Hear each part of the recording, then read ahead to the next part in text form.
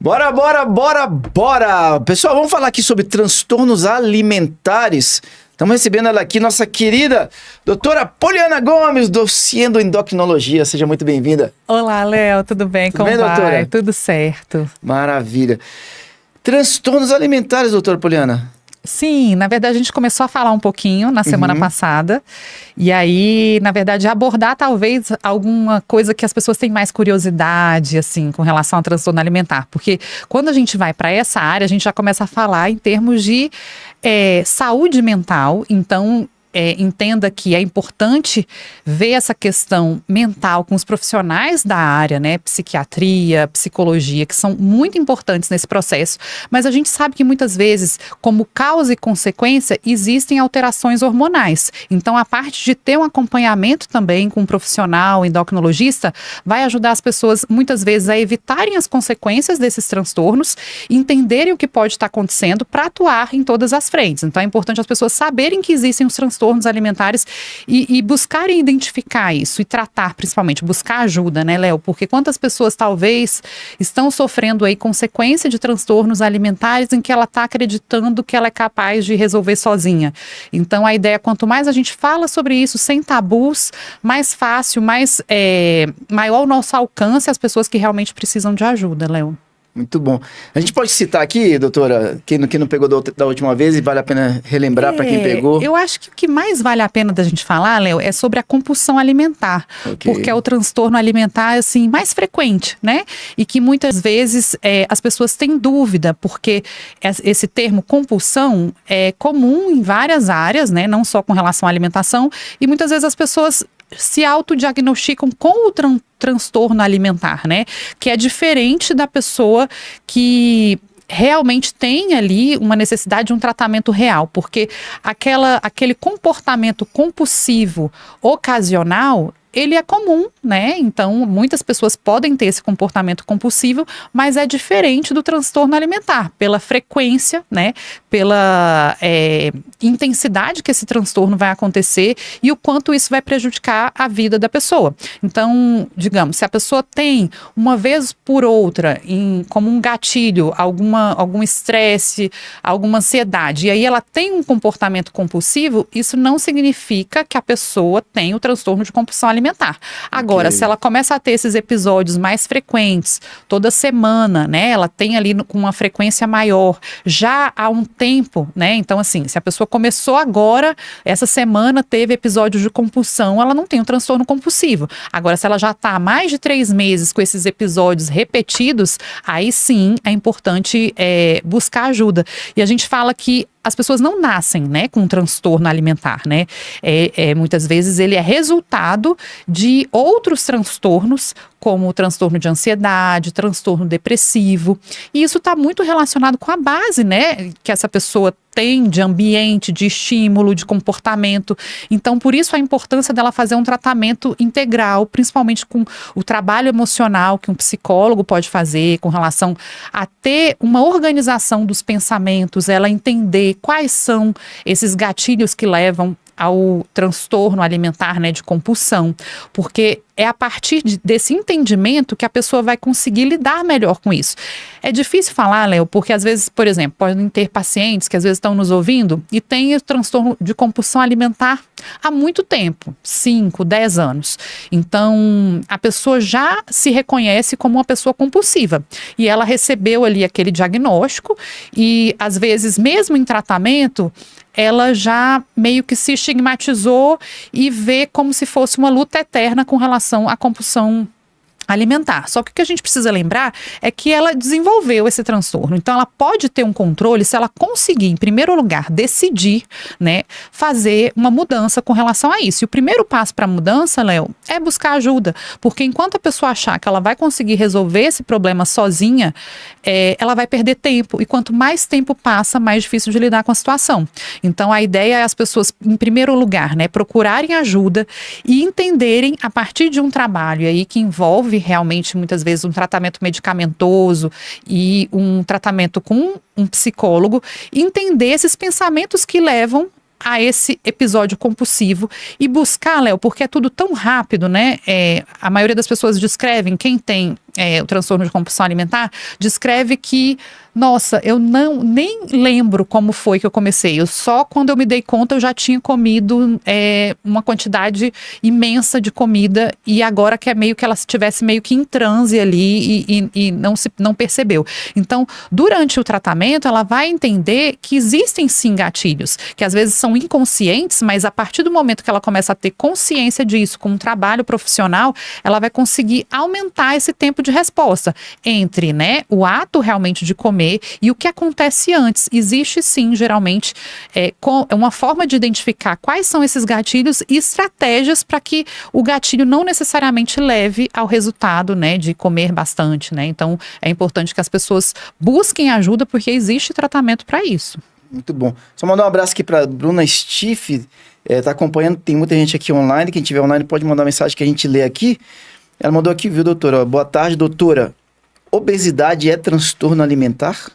Não, na verdade, quando a gente fala sobre obesidade, aí a gente já está indo para o rol de uma doença, né? Quando a gente classifica o transtorno alimentar, ele tem um CID mais na área da psiquiatria, né? É claro que é muito difícil separar uma coisa da outra, né? Porque o transtorno alimentar, muitas vezes, ele leva, né, a doença obesidade. Então, anda muito junto, né? É muito frequente, né, que os pacientes que têm transtorno de compulsão alimentar desenvolvam obesidade, isso é verdade. Mas pode ter pacientes que são obesos e que não têm um transtorno de compulsão alimentar. Então é importante separar isso porque a abordagem é um pouco diferente.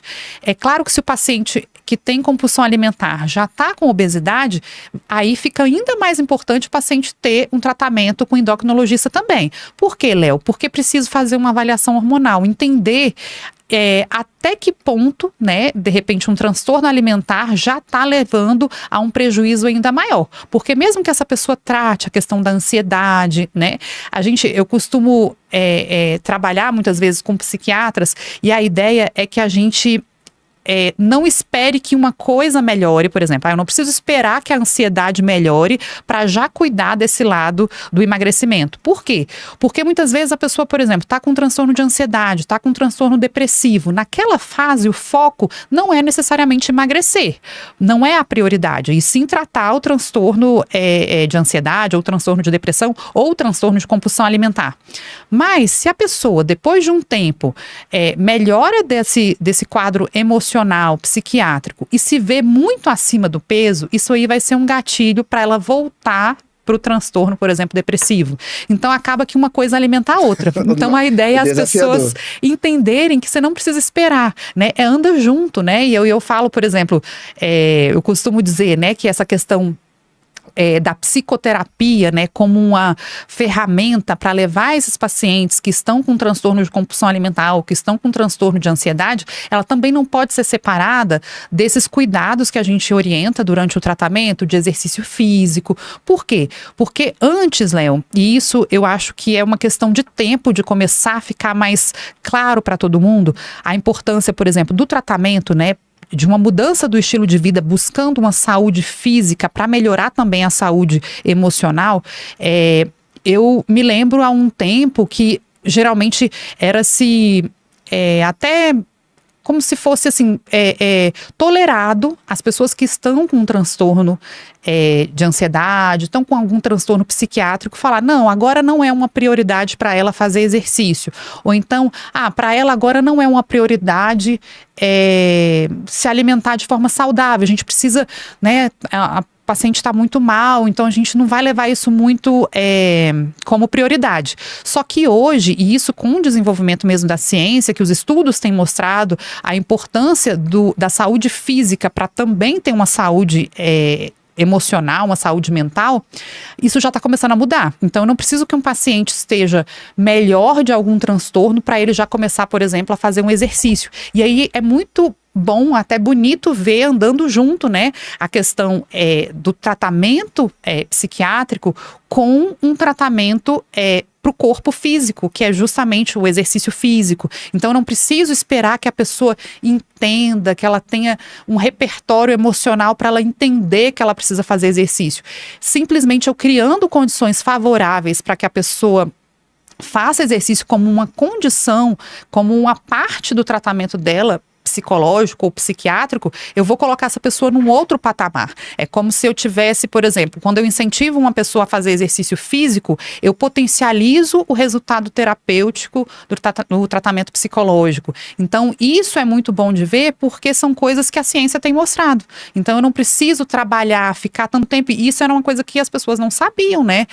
Não tinha essa relação muito clara, né? Do quanto os neurotransmissores são importantes nessa melhora, né, no caso que a gente está falando de transtornos alimentares, e que a gente pode também modular esses neurotransmissores, não só com a medicação, mas com exercício físico, de forma que a pessoa fique menos dependente do remédio, e aí ela vai entender, porque eu acho que o que dificulta muito as pessoas a procurarem tratamento, e aí falando de transtorno alimentar, tratamento medicamentoso que existe, é o medo e o receio do remédio, porque a pessoa pensa, não, eu não quero começar a usar remédio, porque eu vou começar a ficar dependente, esse remédio vai me trazer efeito colateral, e faz parte do tratamento de transtornos alimentares, usar a medicação também, dependendo da gravidade do transtorno. Então, as pessoas têm muita reticência. Então, quando você apresenta um plano de tratamento em que está incluso também outras atividades, como atividade física, por exemplo, como uma forma de potencializar o tratamento e até como uma maneira de falar para o paciente, olha, você vai começar com um remédio, mas depois você vai conseguir manter, não necessariamente o bom resultado com o remédio. Você pode começar a fazer exercício. Então, isso é importante as pessoas já desde o princípio, até para tirar um pouco esse estigma que o tratamento ele é só medicamentoso, né, Léo? Muito bem. O pessoal lá da barbearia JN, um abraço para vocês, mandou aqui, ó, eles mandaram aqui. É interessante a fala dele, ó, lembrando que os transtornos alimentares podem atingir qualquer pessoa. Não ache pior que alguém por ter desenvolvido isso. É isso mesmo, doutora? É isso mesmo, Léo. A gente sabe que existem questões também que influenciam tanto os transtornos psiquiátricos, quanto qualquer transtorno psiquiátrico, quanto os transtornos alimentares do ponto de vista genético, mas a gente sabe que o potencial do ambiente, né, em que todos nós estamos inseridos é muito grande no desenvolvimento desse tipo de transtorno alimentar. E ninguém está imune, né, Léo? Então, às vezes, a gente percebe com relação à frequência, por exemplo, de transtorno depressivo. E às vezes é estigmatizado como assim, essa pessoa talvez ela desenvolveu um transtorno depressivo, mas é porque ela fez algo errado, ou ela deixou de fazer algo que ela devia fazer. E isso, Léo, não é uma coisa que a gente consegue criar essa relação de causa e efeito muito clara. Então a pessoa pode começar a desenvolver um quadro desse sem ter muita explicação. Por exemplo, transtorno de compulsão alimentar. Geralmente começa mais frequente em mulheres e mulheres jovens, meninas. Necessariamente eu vou conseguir identificar na pessoa algo que eu possa responsabilizar por o surgimento desse transtorno? Não necessariamente. É mais comum em mulheres... Só repete, onde é que é mais comum, doutora? Então, é mais comum e mais frequente em mulheres jovens, né? Não que não possa acontecer com homens também. De jovens, que faixa nessa etária? Faixa etária aí de 16, né? Adolescente, até uns 24. Mas é claro, comum começar nessa fase. Mas aí, geralmente, como é um transtorno crônico, se não tratado, então pode ter pessoas com 30, 40, qualquer idade com compulsão alimentar. Mas é mais a fase de começar, né? Vale uma observação aqui, então, muito séria para os pais. Sim. Quando ele está falando em 16 anos, a possibilidade até de um adolescente identificar como um transtorno é muito mais desafiador. Sim. Talvez ela não esteja compreendendo como um transtorno.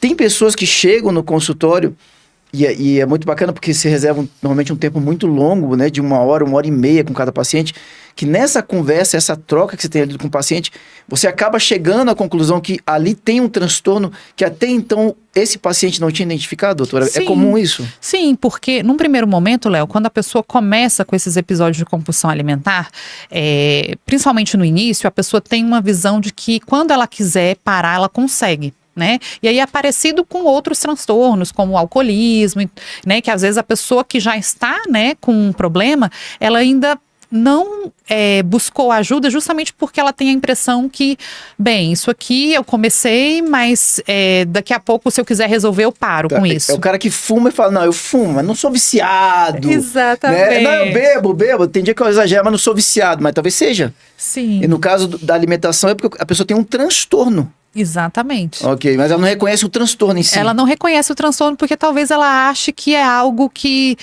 depois ela resolve, que ela pode conseguir resolver sozinha. Tô no controle. Tô no controle, né? Então isso muitas vezes atrapalha a cura, digamos assim, o tratamento, né? Porque a pessoa ainda não reconheceu que ali já fugiu do controle. Realmente ela não tá, é algo que vai além da capacidade dela de controlar, né? Então é importante ter esse reconhecimento, né? Como um primeiro passo, reconhecer que existe um problema real, né?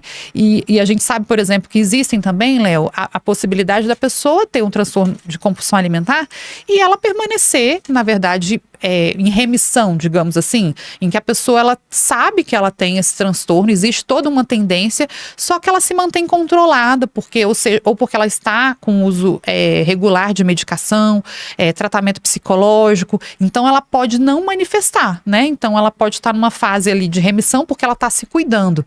E aí é essa fase que a gente precisa aproveitar para a pessoa entender os limites, né? Saber quais são os gatilhos, porque ela está sob remissão, mas que se ela tiver novamente os gatilhos, ou ela descuidar da própria saúde, diminuir a constância de exercício físico, acabar muito exposta ao estresse, aqueles episódios de compulsão alimentares podem voltar. Então, faz parte desse trabalho esse autoconhecimento para a pessoa entender como lidar com essa questão e não simplesmente relaxar e achar que nunca mais vai ter, né? Então, é importante ela ter desenvolvido ao longo do tempo essa capacidade de lidar, né, de forma que ela não tenha os prejuízos do transtorno.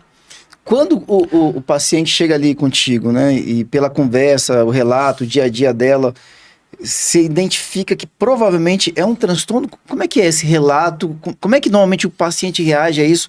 Ele tende a ser um pouco resistente, doutora?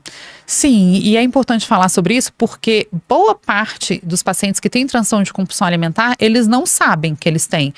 Justamente por isso, porque na sociedade as pessoas relacionam, né? A pessoa é obesa porque come muito e aí coloca todo mundo como se fosse da mesma forma, trata todo mundo, é um comer muito. Sim, é fato, boa parte das pessoas que estão obesas, elas comem em quantidade, ou já comeram em algum período da vida, uma quantidade superior ao que ela conseguiu gastar. Mas é diferente a pessoa que come, por exemplo, de forma não compulsiva, né? Digamos que a pessoa consegue, ela come, ela tem um padrão ali beliscador, por exemplo, que ela belisca o dia inteiro, mas ela não tem esses episódios de compulsão alimentar. Então, a forma de abordar, inclusive medicamentosa, ela é diferente. Tá. Hoje, a gente tem medicamentos específicos em que, em bula, eles são liberados e aprovados para tratamento de compulsão alimentar. Então, a ideia é conseguir ver... medicamento específico? Sim.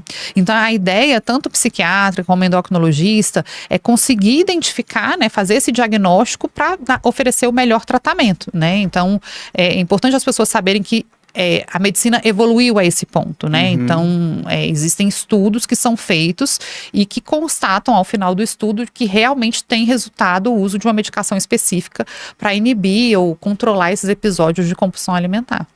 Vamos lá, doutora. Uma vez que o paciente passa a ter consciência, abraça o tratamento, eu imagino que seja muito individual, mas a gente consegue ter uma expectativa de tempo no processo dela poder superar esse transtorno?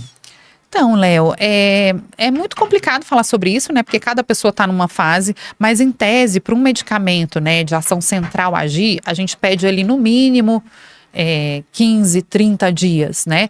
E para consolidar aquele tratamento com mudança de comportamento, aí é mais tempo, é 6 meses, é 1 ano. Então, dificilmente vai ser indicado uma medicação para que a pessoa use por menos de 6 meses a 1 ano. Tá. Então, a gente pode até falar de tempo mínimo, mas para alguns pacientes vai ser de uso contínuo mesmo, né? A depender de como está o paciente. Esse primeiro ciclo que você falou de 15 dias a 30 dias, é do quê? Saber se esse medicamento vai estar de acordo, é o ideal para ele, é isso? É porque quando é iniciada uma medicação, Léo, que a gente fala medicação que age no sistema nervoso central, essa medicação, até ela digamos, estabilizar ali um nível adequado para o tratamento, Entendi. é no mínimo uns 15 dias, Tá, né? entendi. Então, assim, a Não é ideia... o remédio para dor de cabeça que eu tomei e passou. Então, Aham. assim, vai ter que ter muito esclarecimento, né, para o paciente tolerar esse tempo e, inclusive, o risco de alguns efeitos colaterais. Então, a gente fala que esse tipo de medicamento,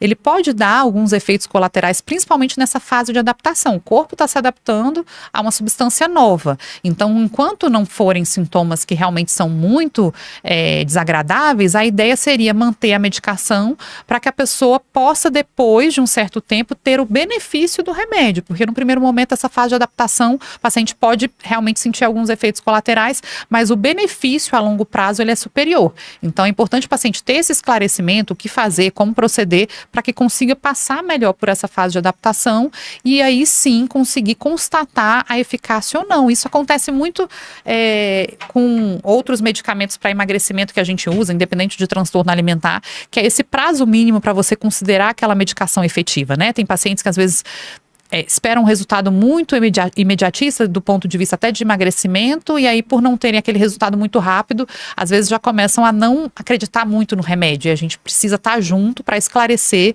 que é importante manter o tratamento, né, que o resultado a gente só vai conseguir avaliar com um tempo maior de tratamento.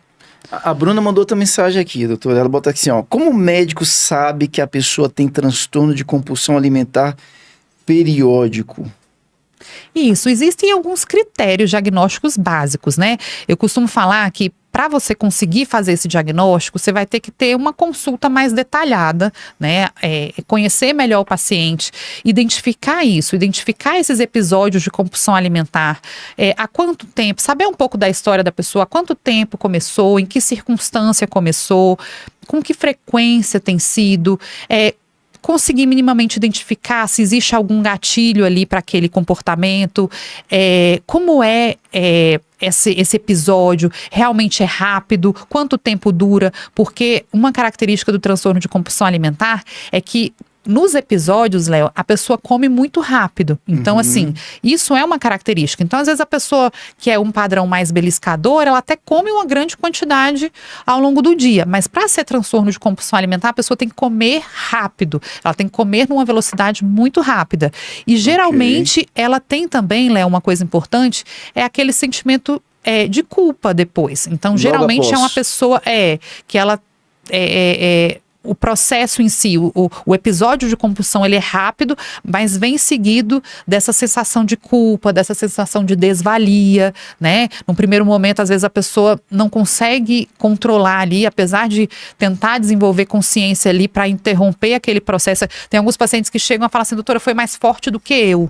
É incontrolável, parece que vem algo que eu não consigo parar de comer. Então, é uma angústia, como se fosse um vazio, né? Realmente tão grande que precisa ali ser preenchido e que a pessoa só consegue parar de comer quando ela está realmente passando mal, que não cabe mais nada. Então, isso são características que a gente diagnostica o transtorno de compulsão alimentar e aí, para isso, a gente precisa conversar bem com os pacientes. Agora, para quem estiver escutando, que conhece alguém que tem algo, né, parece ter comportamento assim, ou que está se identificando, né, com essas características, aí realmente é importante buscar uma avaliação, né, personalizada para que consiga entender se é o seu caso ou não, né? Interessante, tomada pela vontade. O pessoal lá da Barbearia JN, depois até manda o nome de quem está escrevendo aqui para a gente poder saber. Ele traz uma questão interessante que eu estava querendo perguntar também. Ele fala assim, ó, um dos mitos que dizem respeito aos transtornos alimentares é de que pessoas com essa doença, né, não parecem saudáveis e estão abaixo ou acima do peso. Ou seja, a pessoa pode ter uma compulsão alimentar e que a gente olhando assim, a pessoa não está nem muito magra, nem está sobrepeso, mas ela pode ter esse transtorno? Pode, Léo, porque aí vai ter a ver um pouco também com a genética da pessoa, né? Então, assim, é claro que se a pessoa tem episódios de compulsão alimentar muito frequentes, é muito difícil ela não estar acima do peso, né? Porque realmente fica inviável, com um volume grande, né, de alimentos ali, ela não engordar.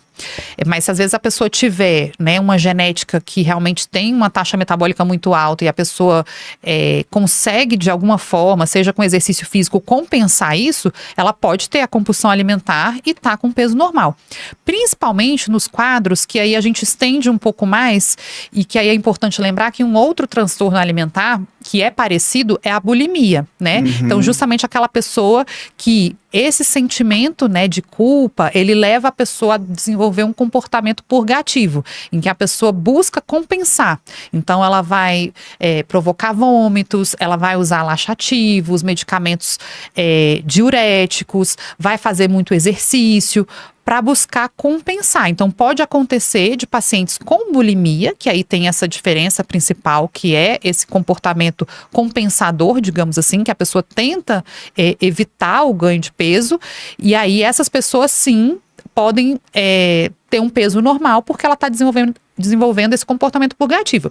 Mas eu costumo falar que qualquer um desses transtornos, a pessoa não consegue, muitas vezes, disfarçar por muito tempo. Até porque é um transtorno psiquiátrico ali envolvido. Então, ela vai ter prejuízos na esfera profissional, na esfera familiar. Então, mais cedo ou mais tarde, o prejuízo vai ser muito grande. Então, é comum, num primeiro momento, as pessoas ficarem sozinhas, conseguindo até abafar o problema. Mas é uma questão de tempo de isso acabar afetando as outras áreas da vida dela. Então, a fase em que as pessoas realmente buscam mais ajuda é quando realmente aquilo passa a ter um prejuízo maior, digamos assim, até do ponto de vista social, né? Então, é quando a pessoa, às vezes motivada até por alguém que marca uma consulta, alguém que quer, que gosta da pessoa e quer ajudar, procura o acompanhamento profissional. Muito bem. Doutora, a gente combinou de fazer um break aqui, a doutora vai ficar um pouquinho mais com a gente. Você quer trazer mais alguma coisa a respeito de transtornos alimentares ou a gente vai para o próximo tema? Eu acho que a gente pode ir para o próximo tema. A gente vai para o break, pessoal. Daqui a... Elias, lá da barbearia, ele é teu colega. Sou endócrino aqui do Paraná. Olha só, que legal, bacana. Que chique, lá do Paraná, muito bom. Um abraço pro Elias, que é xará do nosso Elias aqui do estúdio. A gente vai fazer um rápido break e a gente vai continuar com a doutora Poliana Gomes, porque a gente vai voltar para falar o que não fazer e o que fazer para emagrecer. Você que já tá mirando aí o verão, e o verão tá chegando já, depois que passa agosto, pessoal, o ano voa. Então daqui a pouco já é dezembro, já é verão.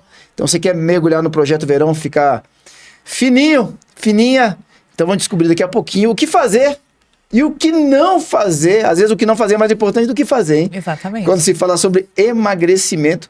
A gente volta daqui a pouquinho com a doutora Poliana Gomes. Doutora, para quem no intervalo quiser só dar uma espiadinha nas suas redes sociais, como é que faz? Você pode entrar no Instagram, @Ciendoendocrinologia com C, que aí você vai ter informação sobre a clínica. Lá tem o link no link da bio com o WhatsApp da clínica. Maravilha. Pegou aí, pessoal? Rapidinho, daqui a pouquinho a gente volta. Doutora Poliana Gomes, vamos que vamos.